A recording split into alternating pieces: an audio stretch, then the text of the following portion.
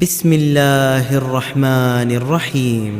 سورہ بقرہ میں اللہ تعالیٰ جب نافرمانوں کا تذکرہ مکمل کر چکے اور ان کی سزا بھی بیان کر چکے تو پھر اللہ تعالیٰ نے وہ اصول بیان کیا جس کی بنیاد پر انسان کامیاب ہو سکتا ہے، اور وہ اصول پیچھے بھی گزر چکا ہے سورہ بقرہ کی ابتدا میں، اور وہ ہے ایمان لانا۔ جو ایمان لائے گا اللہ تعالیٰ پر اور اللہ کے رسول صلی اللہ علیہ وسلم پر، ختم نبوت پر، آخرت کے دن پر، وہی شخص کامیاب ہو سکتا ہے۔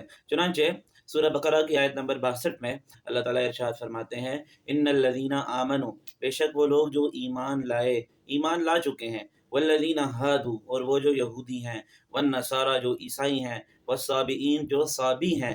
دیکھیے جو یہ معطوف علیہ ہے نا، اور ان کا اصول یہ ہے کہ ان میں تغیر پایا جاتا ہے۔ مثال سے سمجھیے، اگر کوئی کہ زید اور بکر میں سے جو محنت کرے گا اور پوزیشن لے گا اس کو انعام ملے گا، تو دیکھیے یہاں زید اور بکر یہ دو الگ الگ ہیں، کیونکہ درمیان میں اور آ رہا ہے، یعنی حرف عطف آ رہا ہے، اور یہ معطوف علیہ ہے۔ چنانچہ یہاں بھی ایمان لانے والے اور یہودی عیسائی صابی الگ الگ ہیں۔ معلوم ہوا کہ یہودی عیسائی اور صابی یہ مومن نہیں ہیں۔ چنانچہ آگے اصول کیا ہے کہ ان میں سے جو بھی ایمان لائے گا، من آمن باللہ والیوم الآخر وعمل صالحا، جو بھی اللہ پر، آخرت کے دن پر ایمان لائے گا، نیک عمل کرے گا، فلہم اجرہم عند ربہم، تو ان کے لیے ان کے رب کے پاس اجر ہے، اللہ تعالیٰ ان کو جنت عطا فرمائیں گے۔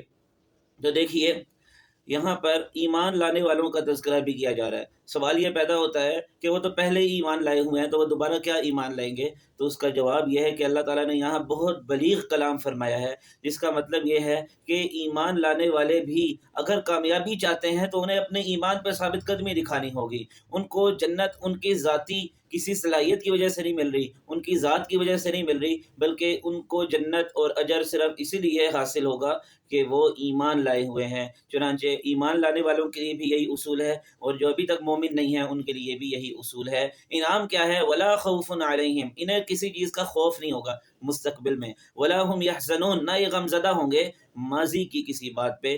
یہی اللہ تعالیٰ نے فرمایا کہ جب فرشتے نازل ہوتے ہیں جس شخص کی روح قبض کی جا رہی ہوتی ہے اس پر، تو اس کو یہی کہتے ہیں، ان الذین قالوا ربنا اللہ ثم استقاموا تتنزل علیہم الملائکۃ الا تخافوا ولا تحزنوا۔ فرشتے جب اس کی روح قبض کرتے ہیں تو اس کو یہی کہتے ہیں خوف بھی نہ کرو اور غم بھی نہ کرو۔ اور اللہ کے نیک بندے جو ہیں، اللہ کے اولیاء جو ہیں، ان کا بھی یہی انعام ہے کہ ان پہ بھی نہ کوئی خوف ہوگا نہ ان کو کوئی غم ہوگا۔ اللہ تعالی ہمیں کامل ایمان لانے کی توفیق عطا فرمائے۔